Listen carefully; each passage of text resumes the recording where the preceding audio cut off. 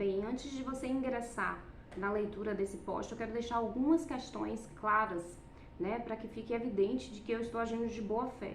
Eu não estou aqui com o intuito de orientar pessoas a adotar argumentos e utilizá-los de forma temerária na justiça. O meu intuito é fazer uma análise crítica no sentido de que essa legislação, a lei de alienação parental, ela pode ser utilizada de inúmeras formas negativas e de modo a prejudicar a mulher e a criança, né? Que são sujeitos vulneráveis já reconhecidos pela Lei Maria da Penha e a Lei Henri Borel, inclusive para os casos de violência doméstico-familiar, um reconhecimento nítido do Estado de que esses dois sujeitos, mulheres e crianças, são objeto frequente de violência doméstico-familiar.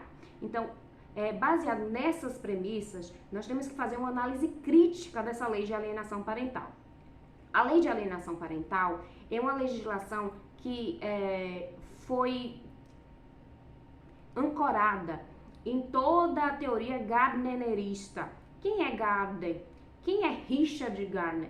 Quando você vai analisar a história de Richard Gardner, você percebe que ele era um psiquiatra que emitia laudos em processos de abusos sexuais cometidas por pessoas de centros de poder, né, que eram padres, pastores, políticos, que estavam envolvidos em processos de abuso sexual e contavam com ajuda na perícia por Richard Gardner.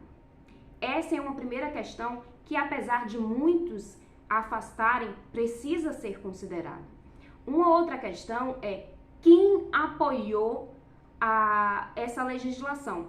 Quais os lobistas que estavam derredor dessa legislação? Sabemos que a legislação de alienação parental ela foi fruto de apoio de associações compostas exclusivamente por homens, né? As mulheres não tiveram voz durante essa análise dessa legislação. Ela foi apoiada por associações de pais, o que denota novamente o caráter machista, misógino, falocrático e patriarcal dessa legislação.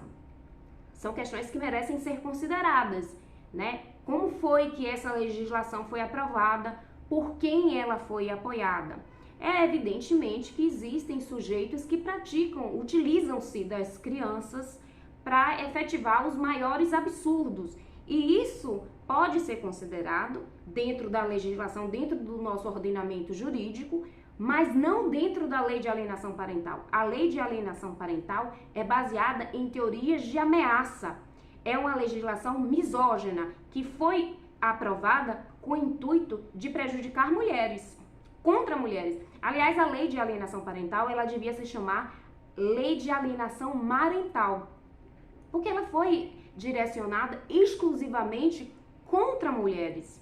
Ela se baseia nas teorias de falsas memórias, né, que está ali de mãos dadas com a síndrome da alienação parental, que foi criada, que é um termo que ganha proeminência em 1985, de criação do Richard Gardner, que teve várias obras autorreferenciadas, ele não citava ninguém, ele si próprio citava, e eram de autoria dele e de publicação, a própria editora era dele também.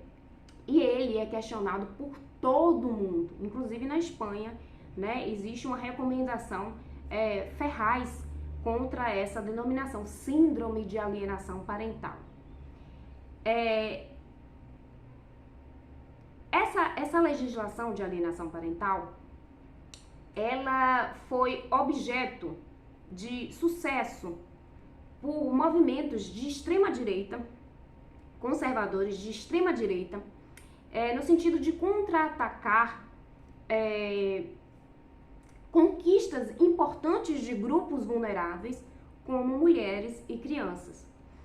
Outra questão é que a lei de alienação parental é baseada em teorias de ameaça. Ele ameaça a mãe o tempo todo da perda da guarda, da inversão da prova e da guarda, né, da inversão da guarda, e deixa de lado o protagonismo da criança. A criança, como sujeito de direito, ela afronta a Convenção Internacional dos Direitos da Criança e do Adolescente, que deixa de tratar a criança como um sujeito de direito para tratá-la como um mero sujeito passivo, como alguém que fosse impassível de pensamento crítico e independente, apesar da imaturidade, ou que alguém que não tivesse condições de entender o ambiente que a rodeia, que a permeia. São questões que merecem ser consideradas a própria ausência de exigência de oitiva obrigatória da criança e do adolescente. Vilipendia o princípio da oitiva obrigatória da criança e do adolescente. Vilipendia o princípio do prioritário interesse da criança. Vilipendia o princípio da prevenção à violência. É uma legislação que pode ser utilizada por abusadores sexuais para perpetuar as suas condutas em face dessas crianças. Trata a criança como um sujeito passivo, despido de autonomia, de percepção da realidade. É uma lei que merece ser reconsiderada e é preciso que antes de contratar um advogado, você estude e veja se ele tem uma percepção crítica dessa legislação, porque a nós nos é passada essa legislação de uma forma totalmente acrítica e o profissional pode aceitá-la de forma burlescamente acrítica, como é ensinado na faculdade, e pode prejudicar sobremodo o cliente. É possível defender, é preciso inclusive defender crianças, porque é impossível se defender interesses e direitos de crianças e adolescentes e apoiar uma legislação que retira delas a condição de sujeitos de direito. Então, se queremos defender os interesses da criança e do adolescente, precisamos fazê-lo de acordo com os princípios que foram conquistados de forma tão difícil por nossa sociedade, né? Chegamos aqui durante anos de luta, de batalha, as crianças eram tratadas de qualquer modo, né, como meros objetos, e aí a gente tem ainda em vigência, em pleno 2022, uma legislação que trata crianças como meros objetos, que podem ser retiradas do guardião, ter a guarda invertida para o outro genitor, sem nem sequer serem ouvidas, escutadas, respeitadas e validadas pelo judiciário. Então já existe até um post aqui falando sobre isso, de várias entidades que se manifestaram de forma contrária a essa legislação.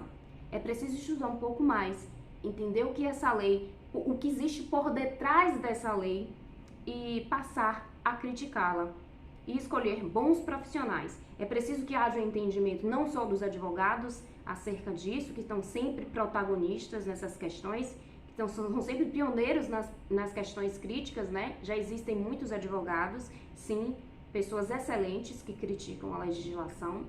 É preciso também que contemos com juízes, já existem sim juízes, inclusive autores de grandes obras, que são contrários, refratários dessa legislação.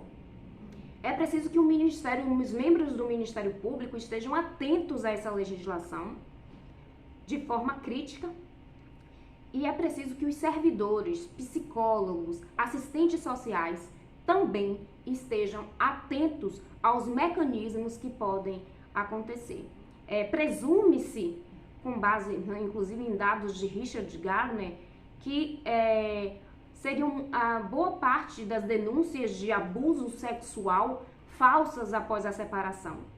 O problema é que muitas vezes essas denúncias vêm à tona após a separação, que é quando essas mães têm forças para poder fazer essas denúncias. E uma outra questão que merece ser considerada, não é porque esse abuso sexual não restou confirmado que ele não existiu. Uma coisa é a punição no direito penal e outra coisa é se afirmar categoricamente que ele não existiu.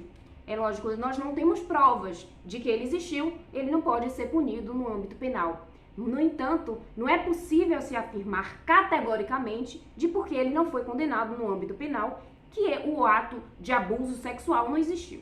É preciso ter uma cautela muito grande e é preciso ter cuidado nesses números, inclusive nessas síndromes, síndrome de falsas memórias, síndrome de alienação parental. Será que essas síndromes que andam de mãos dadas foram criadas com vistas a atender o melhor interesse da criança e do adolescente? São os questionamentos que ficam para hoje.